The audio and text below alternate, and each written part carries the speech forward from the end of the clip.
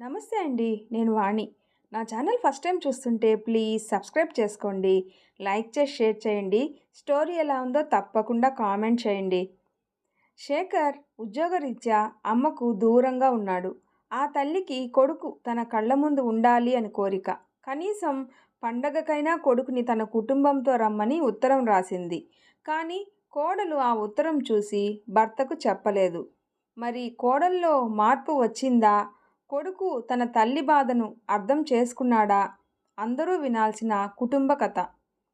శేఖర్ ఎప్పుడూ గోదావరి నీటి ప్రవాహంతో పచ్చగా కళకళలాడుతూ పచ్చదనానికి పేరు అయిన కోనసీమ ప్రాంతంలో ఆత్రేయపురంలో పుట్టి పెరిగిన అబ్బాయి. అతని తండ్రి చిన్నప్పుడే చనిపోయాడు. తల్లి తనను ఇద్దరు అక్కలను కష్టపడి పెంచి పెద్ద చేసి బాగా చదివిస్తుంది. శేఖర్కి పెళ్ళయింది. సిటీలో దూరంగా జాబ్ చేస్తూ అక్కడే సెటిల్ అయ్యాడు. అప్పుడప్పుడు అమ్మను చూసి వెళ్ళేవాడు. అమ్మను తనతో పాటు తీసుకుని వెళ్ళాలని ఎన్నిసార్లు అడిగినా తల్లి తన తండ్రి గడిపిన ఇల్లు అని వదిలి రాను అని అక్కడే ఉండిపోయింది. శేఖర్ తన భార్యాపిల్లలతో సిటీలో ఉంటూ అప్పుడప్పుడు వాళ్ళ అమ్మను చూసి వచ్చేవాడు. ఒకరోజు తన తల్లిని కలిసి బయలుదేరి వచ్చేటప్పుడు ఫోన్ కొని ఆమె చేతిలో పెట్టాడు. ఆమెతో వాళ్ళకి ఫోన్ చేసి మాట్లాడటానికి ఉంటుందని, ఏమైనా అవసరం ఉంటే ఫోన్లో పంపడానికి బాగుంటుంది అని ఉద్దేశంతో కొని ఇచ్చాడు. తల్లి కొడుకు ఇస్తుంటే కాదు అనలేక తీసుకుంది.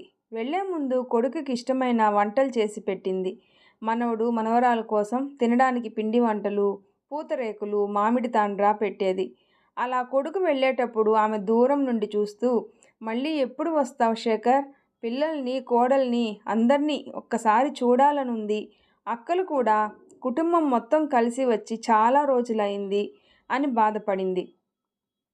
వస్తారమ్మా, పనులు ఏవో ఉండి రాలేకపోయారు. అందరం ఈసారి పండక్కి తప్పకుండా వస్తాం. 10-15 రోజులు ఉండే వెళ్తాం. సరేనా? నువ్వు జాగ్రత్తగా ఉండు అమ్మా, సమయానికి మందులు వేసుకో అని ధైర్యం చెప్పి బయటికి నడిచాడు. అక్కడ పనికి పెట్టిన రంగమ్మ వెంకయ్యకి అమ్మకి ఏం అవసరం ఉన్నా దగ్గరే ఉండి చూడండి అని 10-15 సార్లు చెప్పి మరీ వెళ్ళిపోయాడు. శేఖర్ భార్య భర్త రాకను చూసి, అత్తయ్యను ఒక్కరిని ఎందుకు వదిలేశారు? తీసుకుని వచ్చేయచ్చు కదా. అన్నిసార్లు మీకు తిరగాలి అంటే ఇబ్బంది అవుతుంది కదా అని భర్త చేతిలో ఉన్న బ్యాగ్స్ తీసుకుంది. పిల్లలు పరుగున వస్తూ, డాడీ మాకు ఊరు నుండి ఏం తెచ్చారు అంటూ అడుగుతూ ఉంటే వాళ్ళకి తల్లి సర్ది ఇచ్చినవి తినడానికి ఇచ్చి లోపలికి పంపుతాడు. ప్రయాణం వల్ల అలసటగా అనిపించి సోఫాలో కూర్చొని వెనక్కి తలవాల్చాడు. రోజంతా ప్రయాణం చేయడం వల్ల కొంచెం తల తిరుగుతుంది. భార్యను టీ తీసుకుని రమ్మని చెప్పాడు. భార్య టీ పెట్టుకుని వచ్చి ఇస్తూ, ప్రయాణం చేసి బాగా అలసిపోయారు. ఈ రోజుకి ఆఫీస్కి సెలవు పెట్టి స్నానం చేసి పడుకోండి అని చెప్తుంది. సరేనని పడుకుంటాడు. అప్పుడే తల్లి ఫోన్ చేస్తుంది. కోడలు ఫోన్ ఎత్తి, హలో ఎవరు అని అడుగుతుంది. నేనమ్మా జయ, అత్తయ్యను. వాడొచ్చాడా? ఇంటికి వెళ్ళగానే ఫోన్ చేయమని చెప్పాను. ఎలా వెళ్ళాడా అని. ఈ ఊర్లో బస్సులు త్వరగా రావు కదా, నడిచి వెళ్ళాడు బస్టాండ్ వరకు. అందుకే అడిగాను. వచ్చేసారు అత్తయ్య? అలసిపోయి ఉన్నారు అని స్నానం చేసి పడుకున్నారు ఇప్పుడే. ఓ అలాగే, సరే. అయితే అందరూ ఎలా ఉన్నారు? పిల్లలు ఏం చేస్తున్నారు అంటూ కుశల ప్రశ్నలు అడిగింది. జయ ఓపిగ్గా సమాధానం చెప్తూ ఉంది. దీపావళి పండక్కి పిల్లల్ని తీసుకొని రండి. చూసి చాలా రోజులైంది. చూస్తానత్తయ్య, ఆయనకు కుదరాలి కదా, అడిగి చెప్తాను అని ఫోన్ పెట్టేసి ఎవరో డోర్ కొట్టినట్టు అనిపించి వెళ్ళి తలుపు తీసి చూసింది. హాయ్ రమా, నువ్వా? ఏమిటే సడన్ సర్ప్రైజ్ అంటూ హత్తుకొని లోపలికి తీసుకొని వెళ్ళింది. రమ జయ స్నేహితురాలు. తనకి పెళ్లి కుదిరింది. పెళ్లికి రమ్మని చెప్పి పెళ్లి కార్డు ఇస్తుంది. స్నేహితురాలతో ముచ్చట్లైన తర్వాత పెళ్లిలో ఎలా రెడీ అవ్వాలి అని, ఎలాంటి చీర కడితే బాగుంటుంది అని ఆలోచిస్తూ పనిలో పడింది. అలా రోజులు గడిచాయి. తర్వాత శేఖర్ ఫోన్ చేస్తూ ఉండడమే తప్ప మళ్ళీ అమ్మను కలవటానికే వెళ్ళలేదు. తల్లి ఫోన్ చేస్తూ అందరితో, కూతురు, అల్లుళ్ళు, పిల్లలతో అంతా మాట్లాడుతూ ఉంది. తను కూడా ఫోన్ చేస్తూ తల్లితో గంటలు గంటలు మాట్లాడుతూ ఉండేవాడు శేఖర్. భార్య కూడా అప్పుడప్పుడు మాట్లాడుతూ ఉండేది. తల్లిని చూడటానికి కూతుర్లు అప్పుడప్పుడు వచ్చి చూసి అమ్మతో ప్రేమగా మాట్లాడి వెళ్ళిపోయేవారు. కానీ శేఖర్ మాత్రం వచ్చేవాడే కాదు. తల్లి ఫోన్ చేసినా పనిలో ఉన్నాడని చెప్పి భార్య ఫోన్ పెట్టేసి వెళ్ళి పని చేసుకునేది. ఒకరోజు తల్లి ఫోన్ తీయడం లేదని మాట్లాడి చాలా రోజులైందని ఉత్తరం రాసి పోస్టులో పంపేది. అవి కూడా తన కోడలు చూసి, అసలే ఆఫీస్ పని ఎక్కువగా ఉంటుంది, అక్కడికి రావాలంటే మళ్ళీ సెలవు పెట్టాలి, సెలవు పెడితే శాలరీ తగ్గిపోతుంది, అక్కడికి వెళ్తే వారం రోజులైనా రానివ్వదు, అందుకని తన తల్లి రాసిన ఉత్తరాల గురించే చెప్పదు. కూతుళ్ళు రోజూ కాకపోయినా 2-3 రోజులకు ఒకసారైనా ఫోన్ చేస్తూ ఉండేవారు. కానీ కొడుకు ఎప్పుడు చేశాడో కూడా గుర్తైనా లేదు. ఫోన్ ఎప్పుడు చేస్తాడా అని ఎదురు చూస్తూ బాధపడుతూ ఉంది. శేఖర్ ఆఫీసులో పనిలో ఉండి చెయ్యడు. ఇంటికి వచ్చేటప్పటికి టైం 10 అవుతుంది. రాత్రి వేళల్లో పడుకొని ఉంటుంది, నిద్రకి భంగం కలిగించడం ఎందుకు అని చేయడు. తల్లి ఉత్తరాలు రాసి పంపిస్తున్నా అవి కోడలు చూసి టేబుల్పై వదిలేస్తుంది. ఆయన ఫ్రీగా ఉన్నప్పుడు చెప్తాంలే అని పట్టించుకోదు. ఒకరోజు దీపావళి అని అక్కలు వాళ్ళ కుటుంబాలతో కలిసి తల్లి దగ్గరకు వెళ్తారు. అక్కడ అందరూ కలిసి దీపావళి సంతోషంగా జరుపుకుంటారు. తల్లి అందరూ ఉన్నా కొడుకు, కోడలు, పిల్లలు రాలేదని బాధపడుతుంది. అది చూసి ఇద్దరు కూతుర్లలో ఒక కూతురు, అమ్మా, తమ్ముడు గురించి ఎక్కువ ఆలోచించుకు, వాడు ఆఫీస్ పని అని రాలేకపోతున్నాడు అంతే, సంక్రాంతికి తప్పకుండా కుటుంబంతో కలిసి వస్తాడు అని సర్ది చెప్తారు. ఆ మాటలు విన్న తర్వాత ఏమో వాడు వస్తాడో రాడో అని బెంగగా ఉంది అని బాధపడుతుంది. లేదమ్మా, తప్పకుండా వస్తాడు, వాడు ఒకసారి ఫోన్ చేసినప్పుడు ఈసారి అందరం కలిసి అమ్మ దగ్గరికి వెళ్ళాలని చెప్పాడు అని నమ్మించి తల్లికి ఉన్న దిగుల్ని పోగొడతారు. వాడెప్పుడూ అక్కడ పనిలో బిజీగా ఉన్నా ఇక్కడికి ఎప్పుడు వస్తామా అని మన గురించే ఆలోచిస్తూ ఉంటాడు అని తమ్ముడి గురించి గొప్పగా చెప్తూ మాటల్లో పెట్టి భోజనం ముగిస్తారు. ఇద్దరు కూతుళ్ళు రాధాలక్ష్మి. తల్లి ఆ మాటలకు సంతోషపడి, అయితే వాడు తప్పకుండా వస్తాడు కదా అని కడుపు నిండా తృప్తిగా భోజనం చేసింది. అప్పుడే పనివాళ్ళు రంగమ్మ, వెంకయ్య వచ్చి, అమ్మాయి గారు, అమ్మగారు ఎప్పుడూ ఇలానే ఆలోచిస్తూ సమయానికి తిండి తినటం లేదు, మందులు కూడా సమయానికి వేసుకోవడమే లేదు, ఈరోజు మీ వల్ల కడుపు నిండా తిన్నారు అని ఆనందం వ్యక్తం చేశారు. అది విని, అమ్మా, ఎందుకు అమ్మా, నీ ఆరోగ్యం గురించి మేము ఆలోచిస్తూ ఉంటే నువ్వు కూడా ఇలా ఉంటే ఎలా అని బాధపడతారు రాధాలక్ష్మి. ఇప్పుడు నాకేమైందనే, రాగులు, జొన్న రొట్టెలు తిన్న శరీరం బాగానే ఉంది కదా, నాకేమీ కాదు, మిమ్మల్ని చూస్తూ మహా అయితే ఒక 10-15 సంవత్సరాలు బతికేస్తాను అని నవ్వి కూతుళ్ళను దగ్గరకు తీసుకుంది. తర్వాత అందరూ కలిసి దీపావళి సంతోషంగా జరుపుకొని పండగ అవగానే ఎవరింటికి వాళ్ళు వెళ్ళిపోతారు. అమ్మమ్మ, మళ్ళీ వస్తాము, అప్పుడు ఇంకా ఎక్కువ పూతరేకులు తెప్పించి ఉంచు, తిని పెడతాను మనవడు అంటూ ఉంటే, సరే బాబు అని నవ్వుకుంటుంది. వాళ్ళని దూరం నుండి చూస్తూ మళ్ళీ పండగ వరకు ఎదురు చూడాలి అని బాధపడి లోపలికి వెళ్తుంది. తర్వాత శేఖర్ భార్య స్నేహితురాలి పెళ్ళి అని అందరూ వెళ్తారు. రమను చూసి ఆమె అత్తగారు వచ్చి, ఈ చీర బాగోలేదు, ఇంకోటి కట్టండి అని కోపంతో చెప్పి వెళ్ళిపోతుంది. అది చూసిన జయాకి కాస్త బాధగా అనిపించింది. రమ పేద కుటుంబంలో పుట్టి పెరిగిన అమ్మాయి. బ్యాంకులో జాబ్ చేస్తూ సిటీలో ఉంటుంది. అక్కడే తనతో బ్యాంకులో పనిచేసే అబ్బాయిని ఇష్టపడుతుంది. తల్లి కోపిష్టి, విధి లేక కొడుకుపై ఇష్టంతో పెళ్ళికి ఒప్పుకుంది. తర్వాత తన పెళ్ళి అయిపోయింది. ఆ పెళ్ళికి వెళ్ళి వచ్చి జయ వెళ్ళి పడుకుంటుంది. శేఖర్ వాటర్ తాగడానికి వెళ్ళి వస్తుంటే టేబుల్పై ఉన్న ఉత్తరాలు చూశాడు. ఏమిటి ఇన్ని ఉన్నాయి అని తీసి చూస్తాడు. అవి తన తల్లి రాసిన ఉత్తరాలు. అవి తెలుసుకొని బాధపడతాడు. భార్య అవి నేను చూస్తే మళ్ళీ ఊరు వెళ్తాను అని పక్కన పడేసి ఉంటుంది అని అర్థమయ్యి లోపల బాధపడతాడు. తర్వాత అన్నీ ఒక్కోటిగా తీసి చదువుతూ ఉంటే అందులో ఒకదానిలో, శేఖర్, మొన్న అక్కలు దీపావళి పండక్కి వచ్చి వెళ్ళారు, నువ్వు కూడా వస్తావని ఎంతో ఆశగా ఎదురు చూశాను, కానీ నువ్వు రాలేదు, నీ ఫోన్కి ఫోన్ చేస్తే బిజీ అని చెప్తుంది, నువ్వు ఇచ్చిన ఫోన్లో మాట్లాడటం కంటే నిన్ను, పిల్లల్ని, కోడల్ని అందరినీ ఒక్కసారి కళ్ళారా చూడాలనుంది, మీరు పండక్కి వచ్చి ఒక 10 రోజులు ఉండి వెళ్ళండి, మీరు కళ్ళ ముందు సంతోషంగా తిరుగుతుంటే చూడాలనుంది, అక్కలు, బావలు, పిల్లలు కూడా వస్తాము అన్నారు, మీరు కూడా రండి. అందరూ ఒకసారి వస్తే బాగుంటుందని నా చిన్న కోరిక. ఈ తల్లి కోరిక తీర్చు చిన్నా అని రాసి ఉంది. అది చదువుతుంటే శేఖర్ కళ్ళల్లో నీళ్లు వచ్చాయి. తల్లికి ఫోన్ చేస్తామని చూశాడు. ఆ ఫోన్ భార్య తీసుకొని తన దగ్గర పెట్టుకొని ఉంది. ఆ నెంబర్ అమ్మకు తెలుసు.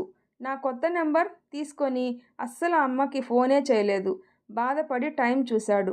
టైం చూస్తే 11 దాటి 12 అవుతుంది.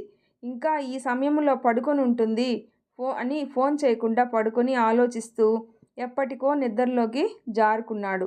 ఉదయం ఫోన్ చేసి, అమ్మా ఏం చేస్తున్నావు? అమ్మా, ఆఫీస్ పనిలో ఉండి ఇన్నాళ్ళు కుదరక మాట్లాడలేకపోయాను. నన్ను క్షమించమ్మా. నువ్వు కోరినట్టుగా అందరం పండక్కి వస్తున్నామని చెప్పడంతో సంతోషపడి, సరే బాబు, అక్క వాళ్ళు కూడా వస్తున్నారు. నువ్వు వాళ్ళని చూసి చాలా రోజులైంది కదా అని అంటుంది. అక్కలికి కూడా ఒకసారి ఫోన్ చేయాలి. వాళ్ళు రోజూ చేస్తున్నారు, కానీ నాకు కుదరక మాట్లాడటం లేదని ఇప్పుడు ఫోన్ చేసి మాట్లాడతానని చెప్తాడు. సరే బాబు, జాగ్రత్త. నువ్వు మందులు వేసుకో అమ్మా. నువ్వు ఆరోగ్యంగా ఉండాలంటే మందులు వేళకు వేసుకొని భోజనం చేయాలి అని చెప్పి ఫోన్ పెట్టేసి అక్కలకు ఫోన్ చేశాడు. అక్కలు కోపంతో, ఏమైపోయావురా? ఒక్క ఫోన్ కూడా చేయవు. అమ్మ నువ్వు దీపావళికి రాలేదని ఎంత బాధపడిందో తెలుసా? నువ్వు పండగకు వస్తావు అని చెప్పగా కొంచెం మామూలైంది.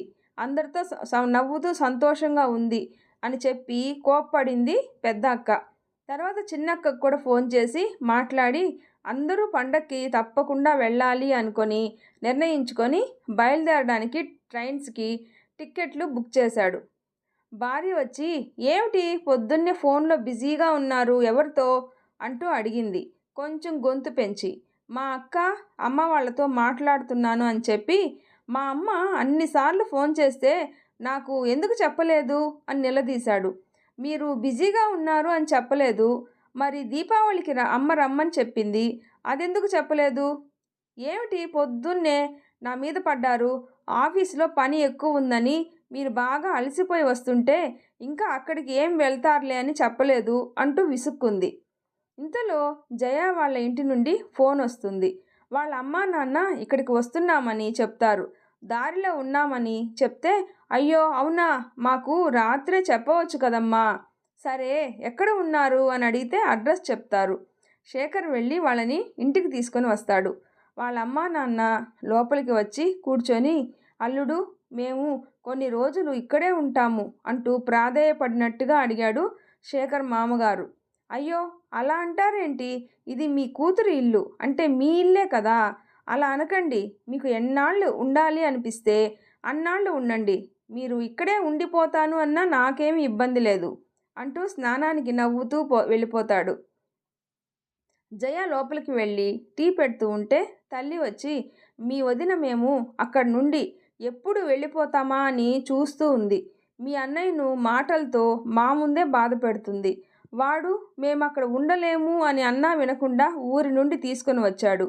అత్తా మామ అని గౌరవం లేదు, ఇష్టం వచ్చినట్టు తిడుతుంది. మీ అత్తగారిని మాత్రం నువ్వు అలా మాటలతో బాధపడేలా ఎప్పుడూ చేయకు అని కన్నీళ్లతో వేడుకుంది జయా తల్లి. అలా రోజులు గడుస్తూ ఉన్నాయి. పండగ దగ్గరకు వస్తుంది. శేఖర్ తల్లి లలితమ్మ అందరూ వస్తున్నారు అని పిండి వంటలు చేసి సర్దుతూ ఉంటుంది. అప్పుడే శేఖర్ కుటుంబంతో సహా అక్కడికి వస్తాడు. తల్లి చూసి ఎంతో సంతోషపడిపోతూ బయటకు వచ్చింది. రండి రండి అంటూ లోపలికి తీసుకొని వెళ్తుంది. తనే స్వయంగా టీ చేసుకొని వచ్చి ఇస్తుంది. తర్వాత అక్కలు కూడా ఒకరి తర్వాత ఒకరు కుటుంబంతో సహా వస్తారు. అందరూ పండుగ 3 రోజులు సంతోషంగా గడుపుతారు. వంట పని మొత్తం లలితమ్మ తను కూతుర్లు చేసుకుంటూ ఉంటే జయ వెళ్తుంది వాళ్ళకి సాయం చేస్తామని. పర్వాలేదులే తల్లి, అయిపోయింది. భోజనం తినడానికి అందరినీ పిలువురాదా అని చెప్తుంది. జయ మనసులో, వాళ్ళందరినీ కూర్చోపెట్టి నేను చెయ్యాలి, కానీ వీళ్ళు నన్ను ఒక్క పని కూడా చేయనివ్వటం లేదు. నిజంగా నేను ఎంత అదృష్టవంతురాల్ని. కానీ నా స్వార్థంతో నా భర్తని తన తల్లి నుండి దూరం చేయాలని చూశాను అని తనని తాను తిట్టుకొని బాధపడింది. ఆ తర్వాత నుండి జయ వాళ్ళతో కలిసిపోతుంది. వాళ్ళందరూ చాలా బాగా కలిసి పని చేసుకుంటూ పండగ రోజులు సంతోషంగా గడిపారు. అక్కడ గడిపినన్ని రోజులు చాలా సంతోషంగా గడిచిపోయాయి. తిరిగి ఇంటికి వచ్చేశారు. అప్పుడే రమ ఫోన్ చేస్తుంది. ఇప్పుడు తను కడుపుతో ఉంది అని చెప్తుంది. జయ అది విని ఓ అవునా, కంగ్రాట్స్ అని ఆనందం వ్యక్తం చేస్తూ ఫోన్లో ఆమెకి ఆ సమయంలో తీసుకోవాల్సిన జాగ్రత్తల గురించి చెప్తుంది. అలా మాట్లాడుతూ ఉంటే మధ్యలో ఒసే రమ, ఎక్కడ చచ్చావే, కాస్త టీ పెట్టుకొని రా, ఇక్కడ తల బద్దలైపోతుంది అంటూ ఇంకా ఏదో తిడుతూ అరుస్తూ ఉంది ఆమె అత్త. ఆ మాటలు విని తనకు చాలా బాధగా అనిపించింది. రమ తన స్నేహితురాలు వింటే ఏమనుకుంటుందోనని సరే ఉంటాను జయ, మళ్ళీ చేస్తా అని ఫోన్ పెట్టేస్తుంది. రమ అత్తగారి మాటలు విన్న తర్వాత తన అత్త తనను కడుపుతో ఉన్నప్పుడు ఎంత బాగా కాలు కూడా కింద పెట్టకుండా చూసుకునేదో గుర్తు చేసుకొని బాధపడింది. ఆవిడికి ఈ వయసులో మా అవసరం ఉంది, కానీ ఆవిడ నీ కొడుకు నుండి నేను ఉద్యోగం అని దూరం చేస్తున్నానో ఏమో అని ఆలోచిస్తూ ఉంది. ఇంతలో జయ తల్లి వస్తుంది. జయ ఆలోచన విన్న తర్వాత మీ అత్తగారు చాలా మంచివారు, ఆవిడ కొడుకు కళ్ళ ముందు ఉండాలి అని ఆశపడుతుంది. కానీ ఈ ఉద్యోగం కోసం మీరు ఇలా దూరంగా ఉంటూ ఈ వయసులో ఆమెను బాధ పెట్టడం మంచి పద్ధతి కాదు. అయినా అల్లుడి గారికి ఏం తక్కువని, ఊరిలో పొలము ఆస్తులు చాలానే ఉన్నాయి కదా, వాటిని ఒక్క ఆవిడ ఎన్నాళ్ళని చూస్తుంది. ఇక్కడ చేసే నెల రోజుల జీతంతో సంపాదన ఎలా ఉన్నా అల్లుడి గారికైతే విశ్రాంతే ఉండడం లేదు. కనీసం సాయంత్రం రాగానే కుటుంబంతో పిల్లలతో గడపటానికి కొంచెం సమయం కూడా ఉండటం లేదు. ఆ పని ఏదో ఊర్లోనే చేసుకుంటే బాగుంటుంది కదా, అటు కుటుంబంతో ఉన్నట్టు ఉంటుంది, ఆవిడికి కూడా కొడుకు దగ్గరలో ఉన్నాడు అని మనసు ప్రశాంతంగా ఉంటుంది. 4 మంచి మాటలు చెప్పింది కూతురికి. అవును, అయినా ఈ ఉద్యోగం వల్ల ఆయన ఖాళీగా ఇంట్లో వాళ్ళతో కూడా కాసేపు కూడా గడపలేకపోతున్నారు అని అన్నాడు వెనక నుండి జయ తండ్రి. జయ ఆలోచిస్తూ ఆయనకి కూడా తల్లిని దగ్గర ఉండి ఈ వయసులో బాగా చూసుకోవాలని ఉంటుంది. నేను వాళ్ళని ఇలా ఉద్యోగం పేరుతో దూరం పెట్టడం మంచిది కాదు. నేను ఆయనతో సాయంత్రం మాట్లాడి ఒప్పిస్తాను. జయ శేఖర్ రావడంతో బ్యాగ్ అందుకొని మనం ఇంకా అత్తయ్య దగ్గరికి వెళ్ళిపోతాం అంది. ఎందుకు అన్నాడు. ఎందుకంటే మీరు ఖాళీగా కాసేపు కూడా మాతో గడపలేకపోతున్నారు, జీతం కూడా అంతంత మాత్రమే, అందుకని దగ్గరికి వచ్చి చేయి పట్టుకొని ఊరికి వెళ్ళిపోవచ్చు, అక్కడే పొలాలు అవి చూసుకుంటూ అత్తయ్య గారితో కలిసి ఉండొచ్చు అంది. శేఖర్ కూడా సంతోషంతో భార్య నిర్ణయం నచ్చి కుటుంబంతో తన ఊరికి బయలుదేరాడు. ఆ సమయంలో తల్లి పెరట్లో కూరగాయలు కోస్తూ ఎవరో వచ్చారు రంగమ్మ చూడు అంది. నేనే అమ్మా, చిన్నాను అంటూ పెరట్లోకి వచ్చాడు. ఆ మాట వినగానే చిన్నా అంటూ కొడుకు దగ్గరికి వచ్చింది. భార్య వైపు చూస్తూ అమ్మా, ఇంక మేము నీతోనే ఉండాలి అని అనుకుంటున్నాం అని అన్నాడు. ఆ మాటలకు తల్లి చాలా సంతోషపడి చిన్నా, నాకు ఇప్పుడు చాలా ఆనందంగా ఉంది, ఎన్నో రోజుల నుండి నా మనసులో ఉన్న కోరిక నెరవేరింది. కొడుకుని కోడల్ని దగ్గరకు తీసుకుంది లలితమ్మ.